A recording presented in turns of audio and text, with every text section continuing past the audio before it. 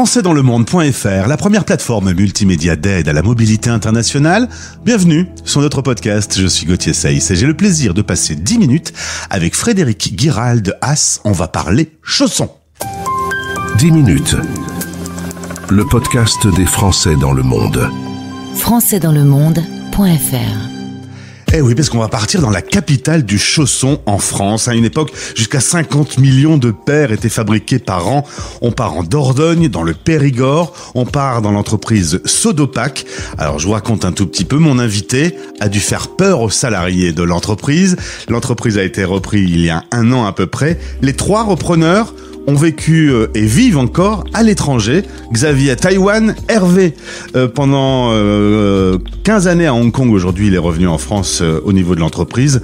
Et mon invité, lui, a vécu 30 ans à Hong Kong, à Shanghai et à Pékin. Sa famille vit au Japon. Et pourtant, il reste fier de fabriquer des chaussons français. C'est une bonne introduction, Frédéric ? C'est parfait, merci Gauthier, c'est tout à fait ça, absolument. Alors on va d'abord parler un petit peu de toi. Alors faut dire qu'aussi t'as cherché les solutions pour partir à l'étranger. T'es originaire de Paris, assez jeune, tu pars à Hong Kong pour faire une coopération, ce qu'on appelle aujourd'hui le VIE. Tu pars pour 16 mois et ça a duré 30 ans. 30 ans, je suis pas rentré, je suis resté comme beaucoup de jeunes, je suis parti avec l'objectif de faire mes 16 mois et puis finalement on en rencontre beaucoup des Français comme ça qui sont partis soit avec le sac à dos, soit sur une première mission et qui sont tombés amoureux du pays dans lequel ils se sont installés ou du style de vie des Français de l'étranger en général et qui sont restés. Donc avec mes 30 ou 33 ans sur le monde chinois et puis aujourd'hui ma famille au Japon et mes allers-retours vers le Japon où je suis finalement basé puisque j'y suis la plupart du temps, j'y ai jamais vraiment décroché et je suis rentré en Dordogne pour cette belle aventure avec Airplume. Ouais. Mais Frédéric, si mes informations sont bonnes, tu n'es pas tombé amoureux que de l'Asie, tu es aussi tombé amoureux d'une japonaise, hein, ce qui aide beaucoup. Oui, alors ça aide. Alors, quand on tombe amoureux sur place, on tombe généralement amoureux de son compagne, de sa compagne, son compagnon. Et nous nous sommes mariés à Hong Kong il y a 25 ans. Nous avons eu 4 filles qui sont toutes nées sur place et qui sont aujourd'hui aux 4 coins du monde. Ouais. Alors, vous avez décidé de vous délocaliser de Shanghai dans la période Covid qui a été, on va le dire, un peu difficile dans cette zone du monde. Oui, c'était très dur. Hein. Je me souviens être rentré en février 2020. J'étais parti en vacances avec ma fille. Et le lendemain, on devait rentrer à l'école. Et le lendemain, on nous a dit non, c'est fini. Pas d'école, pas de bureau, plus rien. Donc, on s'est retrouvé bloqué à la maison.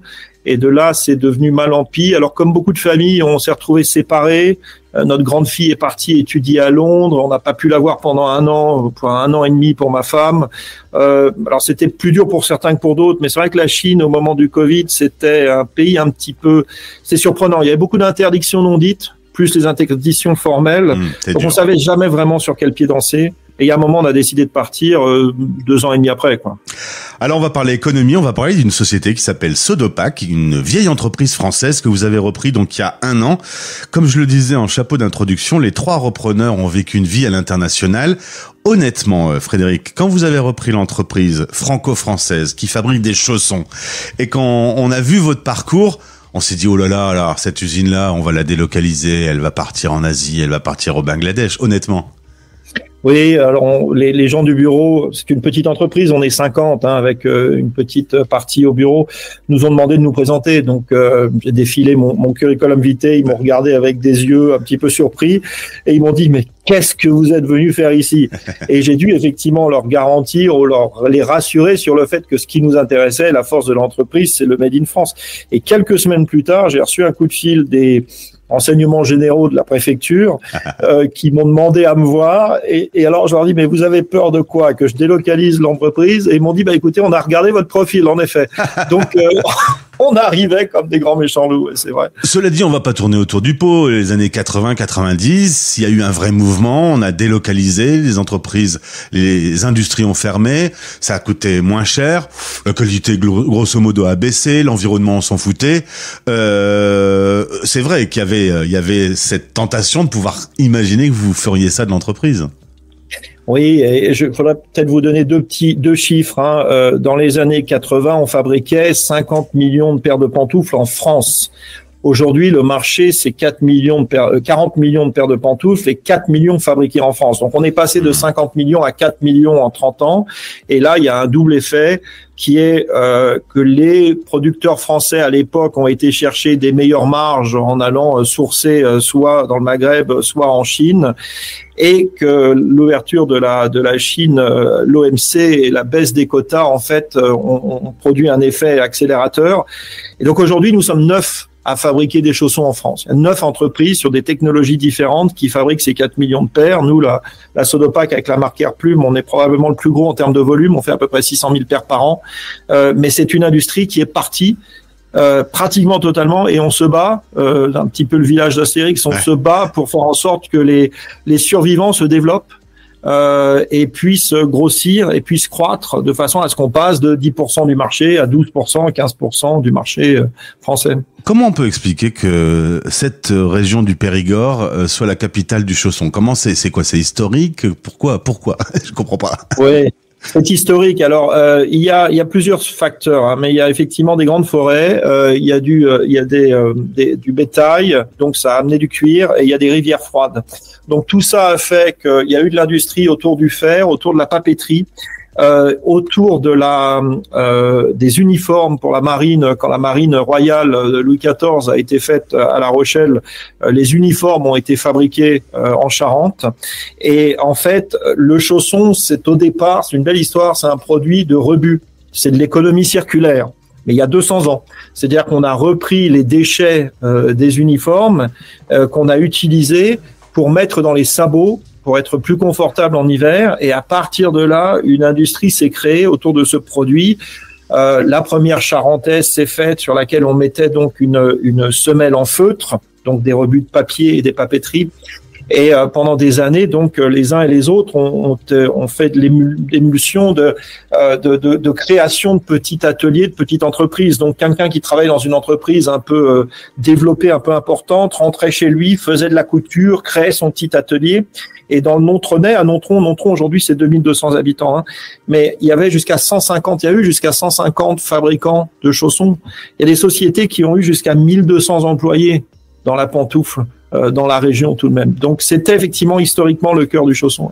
Alors, Airplume, aujourd'hui, que vous avez donc repris il y a 1 an, garde complètement sa production en France. Pas question de délocaliser, bien au contraire. Clairement, aujourd'hui, quand on regarde la situation, c'est un vrai travail de se réindustrialiser en France, et c'est un point sur lequel vous donnez un point d'honneur à fixer ce cap.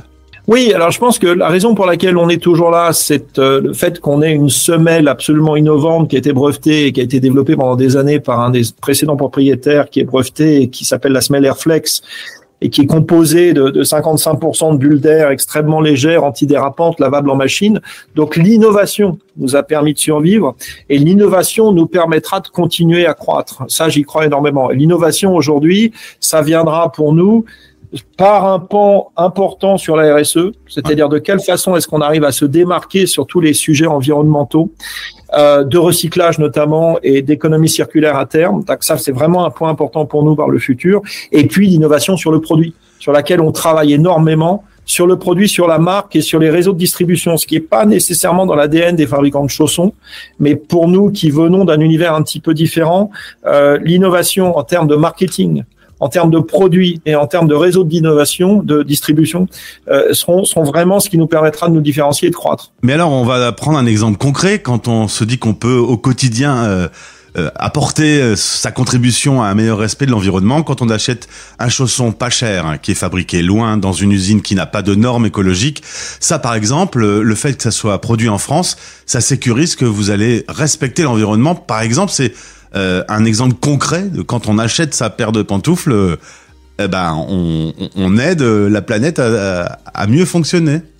Un produit fabriqué en France suit des règles extrêmement strictes, à la fois des règles sociales et des règles environnementales. Donc en France, on a les usines les plus propres du monde, en tout cas comme ailleurs dans les pays développés en Europe. Vous n'avez pas une usine en France qui sort des fumées noires de ses cheminées et qui renvoie des produits verts ou des produits violets dans les rivières avec des poissons radioactifs. Donc on a des usines qui sont très propres, sur lesquelles en permanence on avance et on s'améliore sur la qualité des entrants, sur le traitement des sortants, sur la réduction des déchets et sur, encore une fois, la récupération des déchets et des produits finis, ce qui n'est pas le cas de nos concurrents du grand import, puisque, vous l'avez dit, j'ai vécu 30 ans en Chine, en grande Chine, je les connais, les usines. Donc, il y en a quand même certaines qui sont en très bon état, très bien développées. Vous avez quand même des usines qui sont malheureusement, qui datent du 19e siècle et qui s'occupent absolument pas des sujets environnementaux. Et puis, vous avez le sujet social qui est important aussi. C'est pas seulement la paix des salariés, c'est un point important, combien est-ce qu'on paye les employés dans une entreprise. C'est aussi la façon dont on les fait travailler. On les respecte, les horaires, les choses comme ça. Donc la concurrence se fait sur ces deux pans, et quand vous achetez un produit qui est fabriqué en France, vous savez par définition qu'on suit un certain nombre de règles auxquelles on adhère quand on vit en France. Et ça s'applique dans beaucoup d'autres domaines que le chausson, pour le coup. Tous les domaines industriels en France. Ouais. Alors Frédéric, avec Xavier et Hervé, vous êtes 3 expats et ex-expats à piloter l'entreprise. Est-ce que justement quand on est français expatrié, on est plus français et plus fier d'être français que lorsqu'on y vit? Question théorique, vous avez 3 minutes. Je pense que tous les expatriés sont passés par la même phase. Ils sont partis, ils ont découvert le pays d'accueil, ils se sont dit c'est beaucoup mieux que la France, pourquoi est-ce qu'on fait pas ça, pourquoi est-ce qu'on fait pas ça? Et au bout d'un certain temps, ils se sont un petit peu raccommodés avec la France en se disant finalement c'est pas si mal, et pourquoi est-ce qu'on n'essaierait pas de prendre le meilleur des deux mondes, en admettant tout de même et reconnaissant que la France a énormément d'avantages patrimoniaux, gustatifs, culinaires, industriels et autres. Donc quand on arrive effectivement ici, on a une vision un peu différente des choses. On a une vision très communautaire et ouverte, parce que je pense que les communautés d'expatriés à l'international sont souvent très proches. Ce sont des petites communautés de gens qui sont très proches les uns des autres et qui cherchent à se retrouver. Et nous, c'est ce que nous avons fait en arrivant ici. Et ça a créé une petite différence dans un monde qui était assez isolé, où les gens se parlaient pas beaucoup. Le fait d'avoir des responsables d'entreprise qui cherchent le contact avec les autres, qui cherchent à échanger, qui cherchent à valoriser le travail des uns et des autres, c'était quelque chose de nouveau.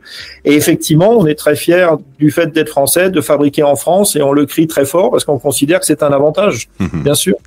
Eh ben voilà une nouvelle histoire qu'on rajoute au tableau de chasse de Français dans le monde, l'histoire de 3 expats et ex-expats qui défendent l'industrie française, l'environnement, les droits sociaux. Eh ben, ça vaut un petit coup de cocorico au passage. Merci pour ce témoignage, Frédéric. Merci beaucoup, Gauthier. Très bonne journée. Français dans le monde.